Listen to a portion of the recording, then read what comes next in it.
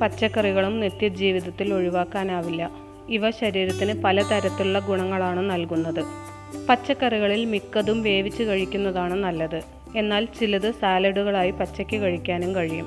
ചീര, ക്യാരറ്റ് എന്നിവ വേവിക്കുന്നത് ഏറെ നല്ലതാണ്. ഇത് ശക്തമായ കോശങ്ങളെ വിഭജിക്കുകയും ബീറ്റ കരോട്ടിൻ, അയൺ എന്നീ സംയുക്തങ്ങളെ പുറത്തേക്ക് വിടുകയും ചെയ്യും. തിളപ്പിക്കുന്നതിലൂടെ ധാതുക്കളുടെ ആഗിരണത്തെ തടയാൻ കഴിയുന്ന ഓക്സിലേറ്റുകൾ പോലുള്ള ചില പോഷകവിരുദ്ധ ഘടകങ്ങളുടെ അളവ് കുറയ്ക്കാനും കഴിയും.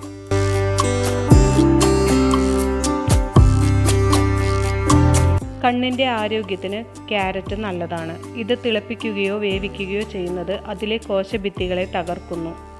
ബീറ്റ കരോട്ടിൻ്റെ ജൈവ ലഭ്യത വർദ്ധിപ്പിക്കുന്നതാണ് ക്യാരറ്റ്. ഇത് ശരീരം വിറ്റാമിൻ എ ആയി പരിവർത്തനം ചെയ്യുന്നു.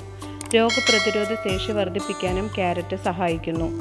ആരോഗ്യമുള്ള ചർമ്മത്തിനും ക്യാരറ്റ് നല്ലതാണ്.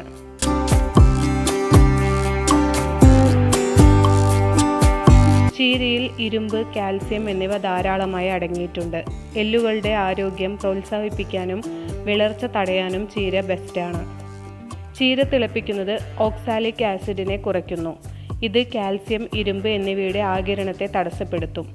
ഡയറ്റിൽ ചീര ഉൾപ്പെടുത്തുമ്പോൾ വേവിച്ച് കഴിക്കണം.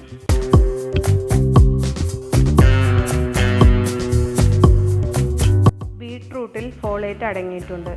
ഇത് കോശങ്ങളുടെ വളർച്ചയ്ക്കും പ്രവർത്തനത്തിനും സഹായിക്കുന്നു. ബീട്രൂട്ട് തിളപ്പിക്കുന്നത് നൈട്രേറ്റുകളെ സംരക്ഷിക്കും. ഇത് രക്തയോട്ടം മെച്ചപ്പെടുത്തും, രക്തസമ്മർദ്ദം കുറയ്ക്കുകയും ചെയ്യും.